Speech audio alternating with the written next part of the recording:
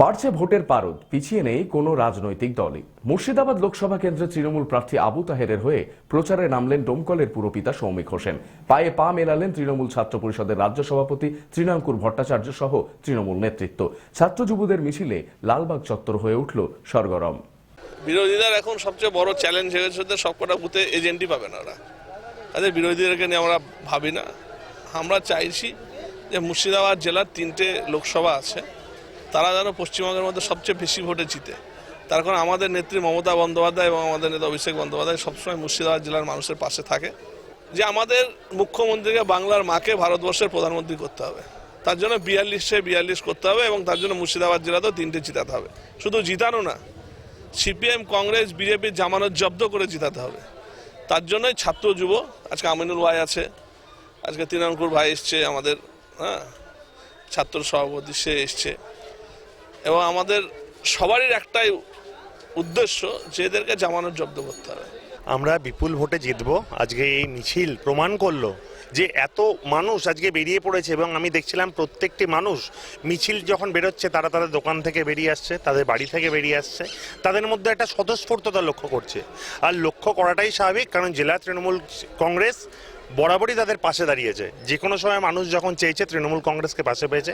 আর অপোজিশনে রয়েছে এমন দল যাদের সারা বছর মানুষ খোঁজ পায় না। আজকে ইলেকশন আসছে বলে তারা দিল্লি থেকে ছুটে আসছেন, এসে অনেক মিথ্যাচার করছেন, এবং তারা জিতবে তো না, জেতার জন্য তারা যে পরিকল্পনা রয়েছে সেটা হচ্ছে মানুষের লড়াই লাগিয়ে রাখা, ধর্ম দিয়ে বিভেদ সৃষ্টি করা। এইটা মানুষ বুঝে গেছে, এবং মমতা বন্দ্যোপাধ্যায়ের উন্নয়ন এতদিন ধরে পেয়েছেন, তো জেতার ব্যাপারে 100% নিশ্চিত। মুর্শিদাবাদ এবার লোকসভা কেন্দ্রে যে প্রতিদ্বন্দ্বিতা হচ্ছে, সেটা বাজারে কিন্তু এই মুহূর্তে কোনো প্রতিদ্বন্দ্বী প্রার্থীকে আমরা খুঁজে পাচ্ছি না। জানি না মিডিয়া খুঁজে পাচ্ছে কিনা। এখন পর্যন্ত তাদের কোনো বড় প্রোগ্রাম, বড় রোড শো বা সেই ধরনের মানুষের কাছে যাওয়া, সেটা আমরা দেখতে পাচ্ছি না। আমার মনে হচ্ছে যেন এবার আমাদেরকে সেই নির্বিঘ্নেই ছেড়ে দেওয়া মতো পজিশন মনে হচ্ছে। কারণ একদিকে মমতা ব্যানার্জির যে উন্নয়ন, আর একদিকে সাম্প্রদায়িকতার বিরুদ্ধে মমতা ব্যানার্জির যে লড়াই, এই দুটোকে হাতিয়ার করেই এবার সাধারণ মানুষ দৃঢ় সংকল্প যে এবার মমতা ব্যানার্জি ছাড়া অন্য কাউকে, তার দল ছাড়া অন্য কাউকে ভোট দেবে না। সুতরাং বিরোধী দলের কোনো পজিশনও নাই, আর দেখাও যাচ্ছে না।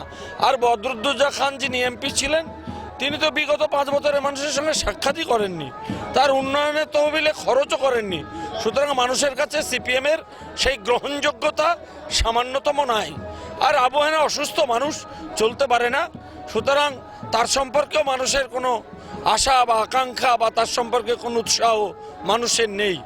সেহেতু মনে হচ্ছে বাজার এবার উন্মুক্ত বাজার, সবই খোলা, সেখানে তৃণমূল ছাড়া বাজারে আর কেউই নেই।